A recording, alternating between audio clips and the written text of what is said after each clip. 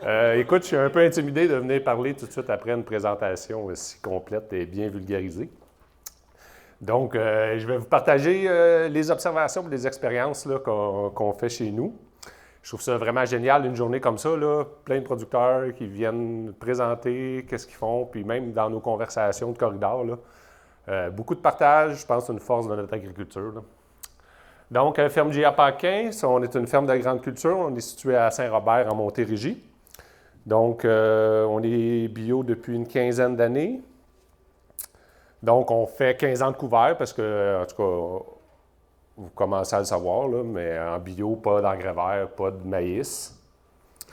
On a des loams sableux chez nous à 90 puis même c'est un drôle de loam. C'est un loam qui appelle humifère. C'est un loam qui est assez haut en matière organique, mais qui est noir. On ne parle pas de terre noire, là, on parle de entre 3 et 8 de matière organique. Sans argile, c'est vraiment un loam sableux avec du sable et du loam, 0 d'argile. Fait que dans nos besoins, nous autres, on a besoin de produire du nitrate au printemps. Puis, vu que c'est des sols quand même assez sableux, on avait une préoccupation d'avoir un apport de matière organique très important là, dans nos couverts végétaux. Elisabeth Vachon faisait notre suivi au début de notre transition, puis je me souviens, elle était venue, on faisait du blé grain santé dans le temps, du blé sans intrants, puis le sable nous coulait entre les doigts, puis elle m'avait dit « Tu penses-tu structurer ton sol à un moment donné? » Puis fait que ça m'avait comme... ça m'avait marqué, là, donc... Ça te tenterait-tu d'essayer ça? Écoute, fait que chez nous, on a toujours une problématique là, de stabilité des sols, là, encore aujourd'hui. Je suis assez conservateur là, dans nos moyens là, pour... on a développé une technique qui marche sur nos sols. On essaye des choses différemment, mais je suis frileux un peu de changer qu'est-ce qui marche. Là. Fait que j'essaie de travailler sur ce qui ne marche pas.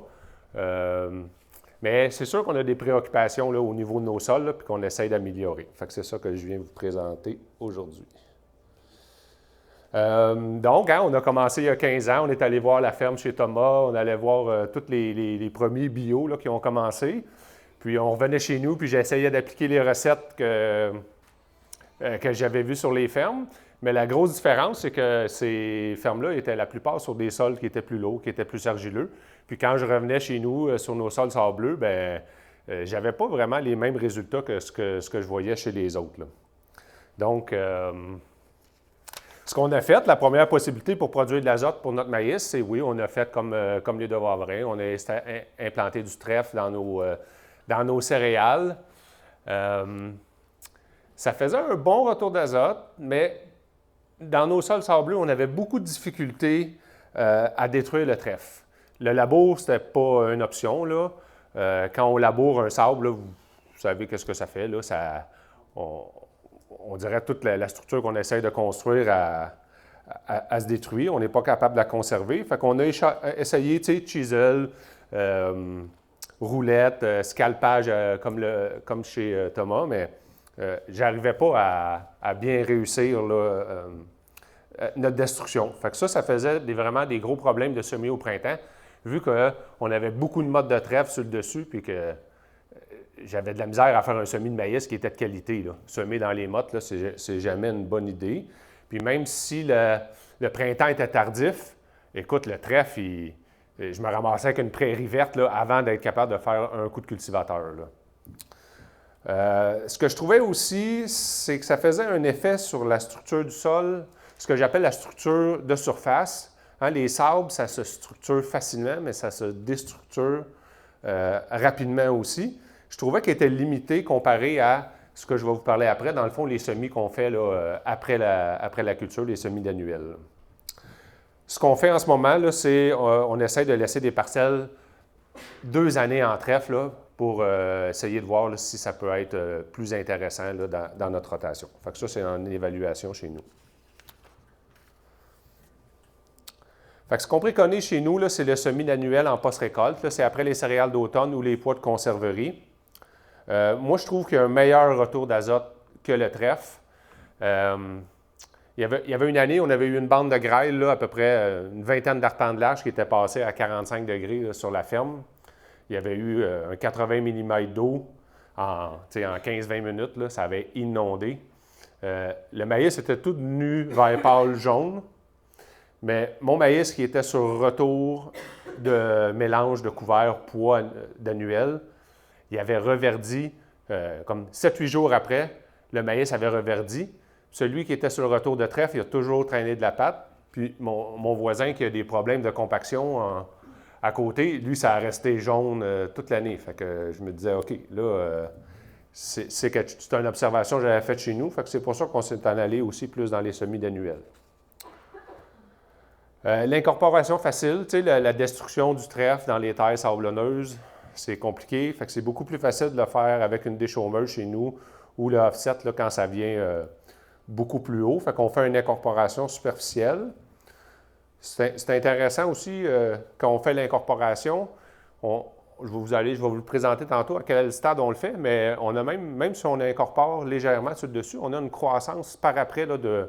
Les radis, on n'est pas capable de les détruire là, à un seul passage. Là, ça repousse, fait que ça refait une croissance. Fait qu'on n'a pas un couvert qui est mort, là, même après l'avoir déchaumé. Là. Fait que je me retrouve avec une bonne quantité de matière sèche. C'est l'effet que je recherche chez nous. Ce que je recherche chez nous, c'est que je veux produire le plus de matière végétale possible. On l'a vu dans la présentation précédente, là, dans les sables, là, ça brûle rapidement.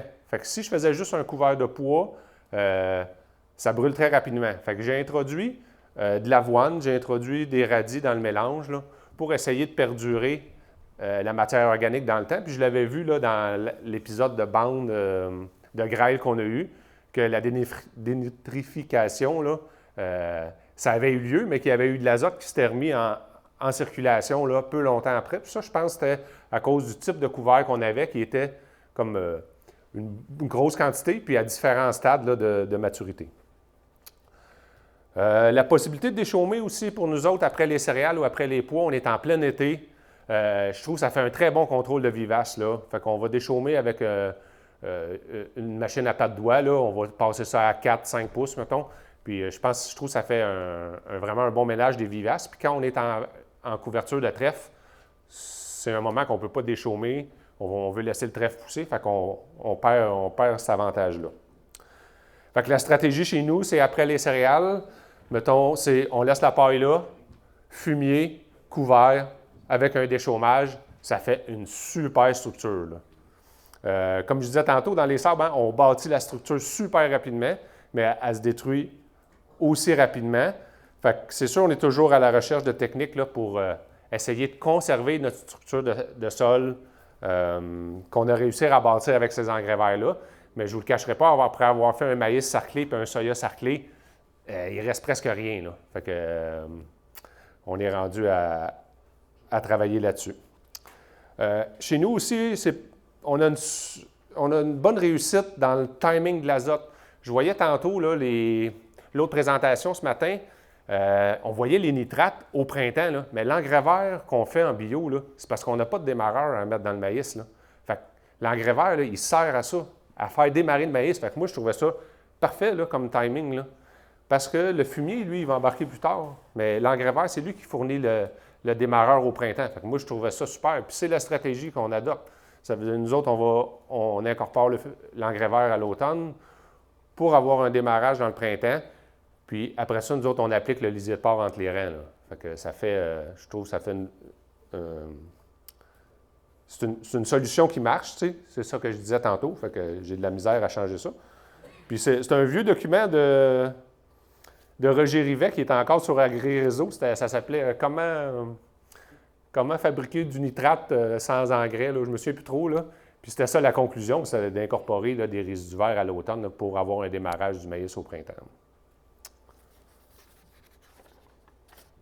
Fait que qu'est-ce qu'on fait chez nous? Le fait de semer des annuels aussi, ça nous permet de produire facilement nos semences. Là. Fait que pois fourragé, l'avoine, c'est quelque chose qu'on produit chez nous. Puis le radis fourragé, on achète ça d'un farmer pas loin chez nous là, qui produit de la semence de radis fourragé. Fait que ça fait des couverts qui ne sont pas trop dispendieux. Quand on applique du fumier, on va y aller avec 100 kg d'avoine, 50 kg de poids à l'hectare, puis 3 kg de radis. Puis sans fumier, on inverse la proportion de poids et d'avoine. Ça veut dire qu'on augmente la quantité de poids, puis on baisse la quantité d'avoine dans nos mélanges.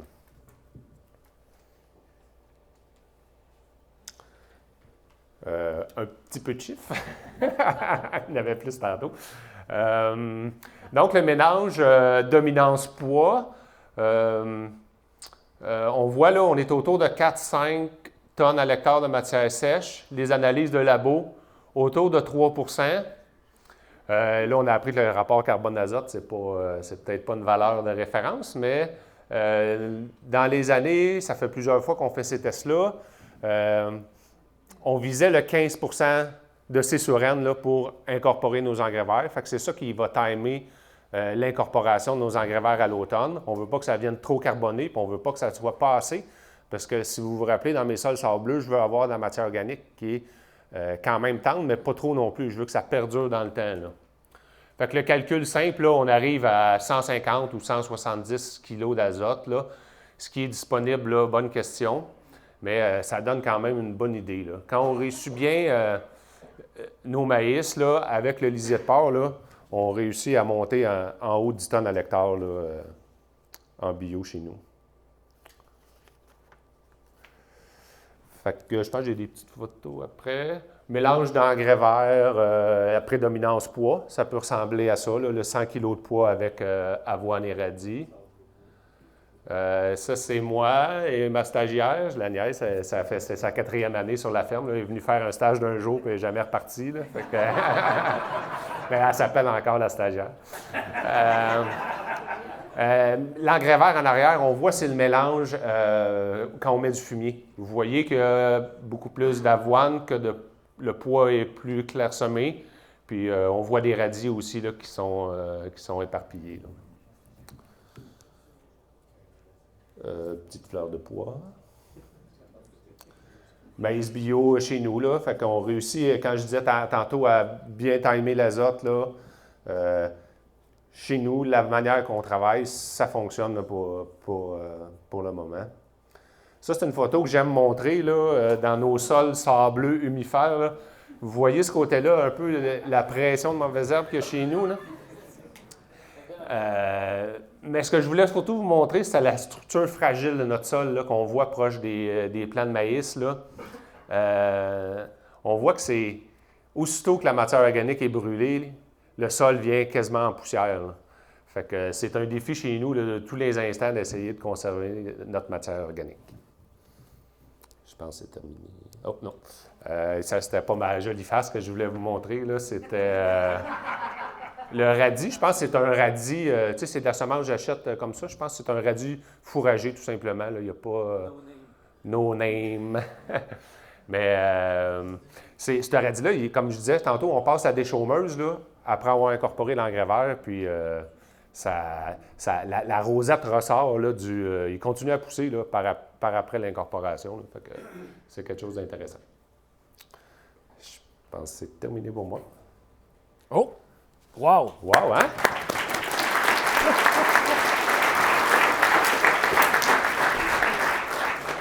Je t'ai surpris. Non, ça va bien. Pas prêt? On va profiter d'une nouvelle Ag Star qui est née, Pascal Royer.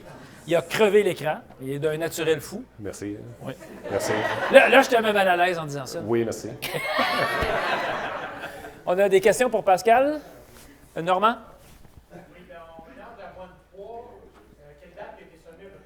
Il faut répéter la question. Il faut répéter la question? Non. Non. Le monsieur demande la date de semis des couverts, c'est ça? Écoute, oui. C'est semé après le sec d'automne ou après les pois, mais règle générale, là, c'est les derniers jours de juillet ou les premiers jours d'août. Là. Fait que ça fait quand même un méga engrais vert là, de 4-5 pieds. Puis l'incorporation, tu sais, elle tourne autour là, des derniers jours d'octobre. Là. Si je le laisse aller plus longtemps, la matière, le carbone azote, je trouve, augmente un peu trop. Donc, c'est ça. Wow! Sébastien, tu as eu ta question. Là, Amélie, tu as eu ta question. Alexis n'a jamais posé de question. Après ça, ça va être toi. Puis Sébastien.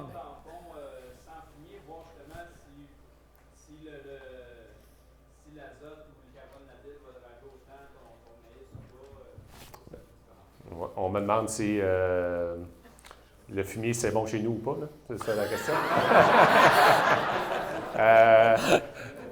Écoute, dans les sols sableux, là, c'est ça que quand je revenais de chez Thomas, on disait on fait un engraveur, on ne met pas de fumier, puis ça marche. OK, on fait ça chez nous. Pouf, on tombe à 7 tonnes hectares. Tu sais. Ouais, fait que chez nous, tu sais, c'est quand on applique le lisier, là, on parle de 3-4 tonnes de gain. Là, ben ouais, c'est ça, je trouvais ça intéressant, la présentation d'avant. J'étais là, ça répond quand même à plusieurs observations ou questionnements qu'on peut avoir. Là, ouais.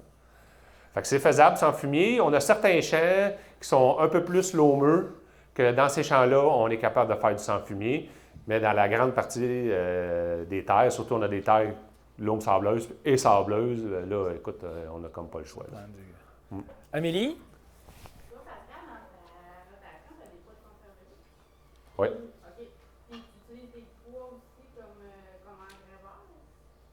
Bon duel, comment tu trouves ça? Oui. Côté maladie, ta rotation, Ben, écoute, bonne question. Là. Répétez la question. Oui. J'ai une question par rapport à l'utilisation des poids et des poids de conserverie sur la ferme. Les poids de conserverie viennent de rentrer sur la ferme, là, donc ça fait pas longtemps qu'on en fait. C'est une préoccupation. Hein. Okay. Rapidement, Sébastien, là, l'enfouissement d'automne versus pas enfoui, as-tu observé des effets au printemps sur la minéralisation? J'ai répété la question. J'ai une question par rapport à l'incorporation à l'automne ou au printemps. Si j'ai déjà fait quoi, tu dis? Sur le poids fourrageux, sur l'impact sur la minéralisation. Écoute, non, c'est plus feeling, mon histoire, là. Tu sais, un engrais de 4-5 pieds d'eau, là, semé là-dedans au printemps. Tu sais, tantôt, je te disais, j'aime ça, les choses safe sur la ferme, là. Je trouve que je m'en vais dans quelque chose de moins safe, mais non, j'ai pas de... Si tu n'as rien à dire, on arrête ça. C'est ça.